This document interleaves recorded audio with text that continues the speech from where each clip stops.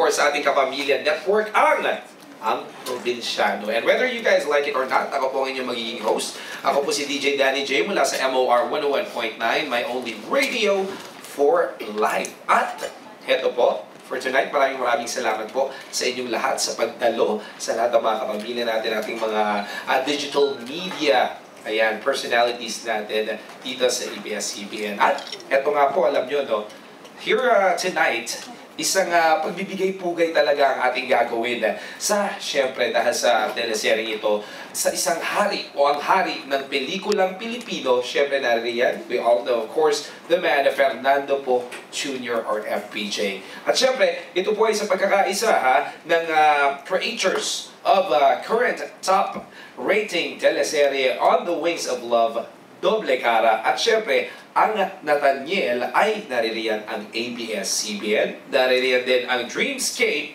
Entertainment and Television, at syempre, ang FPJ Production. Sa pamumuna ko ito, syempre, ng ating Queen of Philippine Movies na si Miss Susan Roses. Syempre, naririyan ang FPJ sa ang Probinsyano. Ito ang bilang saludo rin po ito, ano, sa kabayanihan ng ating mga alagad ng batas. Pero, eto na tayo. We're here about, of course, ladies and gentlemen, our king of primetime teleserye. Please welcome Mr. Coco Martin. There you go. Good evening to everyone. Finally, we are here.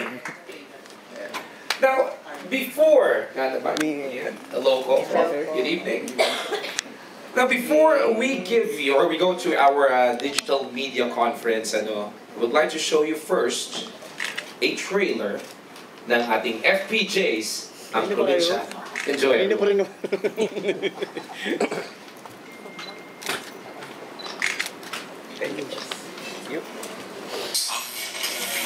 Ngayong September 28 na sa ating prime time Bida.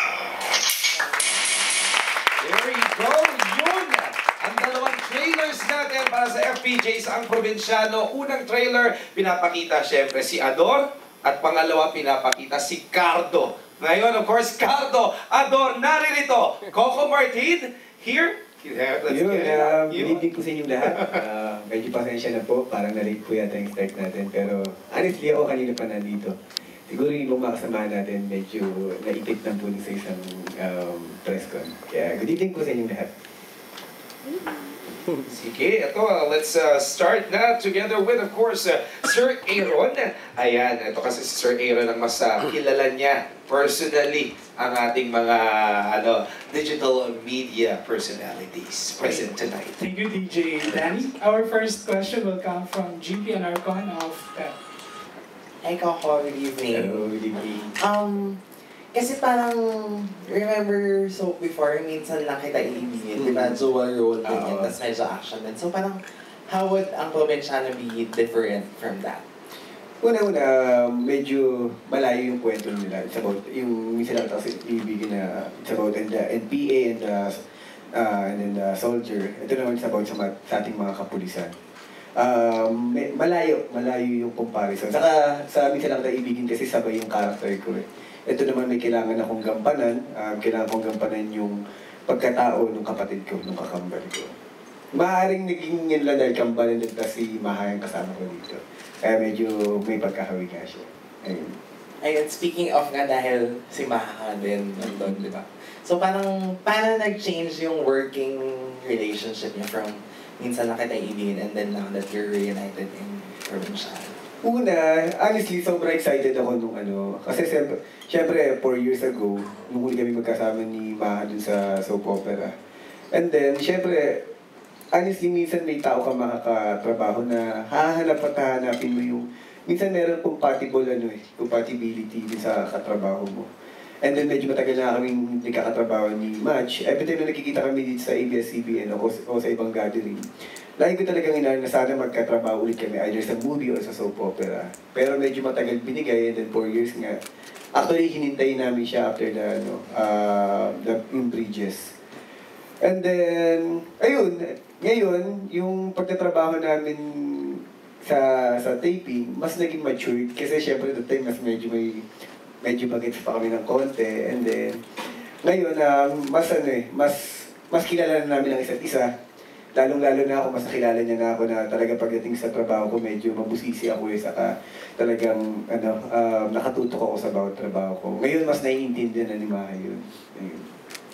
That's it. Thank you. Thank you, GP. Our next question will come from Jude Cartalaba of Rappler. Talaga. Good evening. Congratulations. Di ba sa paggawa mo dito, yung journey na to, ano yung natutunan mo or ano yung top 3 na pinapahalagahan mo habang ginagawa mo to? Pinapaalagahan sa personal na buhay. Oo. Siyempre, pinapaalagahan ko sa buhay ko, siyempre yung family ko. Na kung bakit ako nakaka-relate din sa bawat character ko. Pangalawa, yung responsibilidad ko sa bawat manunood o sa mga taong humahanga sa akin. Which is kung i-compare ko siya dun sa character ko, yung mga taong pinagsiservisyon ko bilang isang pulis o sa character ni Ador. Siguro pangatlo, yung respeto sa sarili. Pag inirespeto mo kasi yung sarili mo, yun yung babalik sa'yo na nakikita ng mga tao sa ginagawa mo. Siguro yung sa character ko dito, bilang isang pulis, na pilit kong, sabi ko nga lagi na parang, sana itong soap operang to, ito ang maging daan para bumalik yung pagmamahal at pagtitiwala natin sa ating mga kapulisan. And then, sabi ko nga,